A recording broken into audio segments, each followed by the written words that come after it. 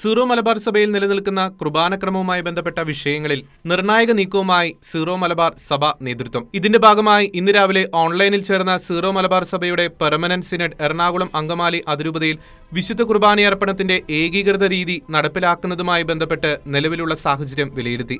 അതിരൂപതയിലെ വൈദിക അൽമായ പ്രതിനിധികളുമായി നിലവിലെ സാഹചര്യം ചർച്ച ചെയ്യുന്നതിന് മെത്രാന്മാരുടെ ഒരു കമ്മിറ്റിയെ പെർമനന്റ് സിനഡ് ചുമതലപ്പെടുത്തി. Arch bishop Mar Mathew Moolakkatt, arch bishop Mar Joseph Pamplany, bishop Mar Jose Chuttuparambil, CMA എന്നീ പിതാക്കന്മാരാണ് കമ്മിറ്റിയിലുള്ളത്. നവംബർ 25-ന് ഉച്ചകഴിഞ്ഞാണ് ചർച്ച ക്രമീകരിച്ചിരിക്കുന്നത്. ഇതിന്റെ പശ്ചാത്തലത്തിൽ മംഗളവാർത്തക്കാലം ആരംഭിക്കുന്നതിന് മുമ്പുള്ള വെള്ളി, ശനി, ഞായർ ദിവസങ്ങളിൽ പ്രത്യേകമായി പ്രാർത്ഥിക്കണമെന്ന് സീറോ മലബാർ സഭയുടെ പിതാവും തലവനുമായ കർദിനാൾ മാർ ജോർജ് ആലഞ്ചേരി ഏവരെയും ആഹ്വാനം ചെയ്തിട്ടുണ്ട്.